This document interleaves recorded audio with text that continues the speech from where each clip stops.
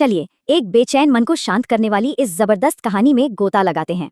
देखिए, ये कहानी हमें एक बहुत सीधे साधे लेकिन गहरे सफर के जरिए इसी सवाल का जवाब देती है। तो कहानी शुरू होती है मार्को से, 24 साल का एक नौजवान जिसका मन हमेशा बेचैन रहता था। होता ये था कि उसके ख्याल उसे बीते कल में दुखी और आने वाले कल के लिए फिक्रमंद रखते थे, और इस अंदरूनी तूफान का असर उसकी जिंदगी के हर पहलू पर पड़ रहा था। सारी खुशी, सारा आराम छिन गया था। फिर एक दिन मार्को को एक शांत से गांव में रहने वाले एक ज्ञानी बुजुर्ग के बारे में पता चला। ऐसा कहते थे कि उन्होंने कई लोगों को अपने मन को वश में करने में मदद की है। एक उम्मीद के साथ मार्को ने उनसे मिलने के लिए एक लंबे सफर पर निकलने का फैसला कर लिया। जब मार्को वहां पहुंचा तो उसने अपनी परेशानी बताई। वो बुजुर्ग बस मुस्कुराए और उसे एक काम सौंप दिया।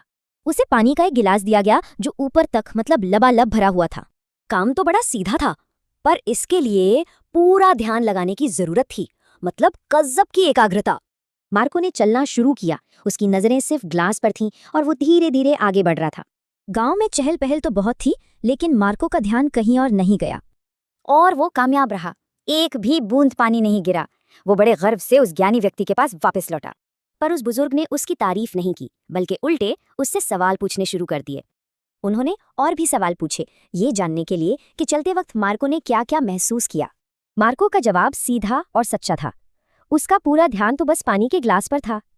ये सुनकर वो ज्ञानी व्यक्ति मुस्कुराए और बोले कि मार्को को अपना जवाब खुद ही मिल गया है। जब मन सिर्फ आज में मतलब प्रेजेंट में रहता है तो चिंता या डर की कोई गुंजाइश ही नहीं होती। ठीक वैसे ही जैसे पानी पर ध्यान लगाने से मार्को का मन पूरी तरह शांत और वर्तमान में था। अब मार्को को सारी बात समझ में आ गई थी कि असली शांति कहीं बाहर नहीं है। शांति तो हमारे अंदर ही है। बस शर्त यह है कि हमारा ध्यान पूरी तरह से अभी में, इस पल में हो। वो बेचैन नौजवान अब जा चुका था। उसकी जगह एक शांत इंसान खड़ा था जो घर वापस लौट रहा था।